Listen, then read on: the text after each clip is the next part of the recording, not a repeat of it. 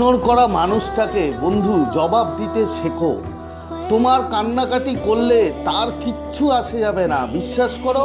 তুমি যত কান্নাকাটি করবে, কাঁদবে, ও ততটাই তোমাকে ইগনোর করবে। ওকে জবাব দাও ওর ইগনোরের। কিভাবে দেবে? নিজেকে এমন চেঞ্জ করে দাও, নিজেকে এমন সাকসেসফুল করো। কিভাবে করবে?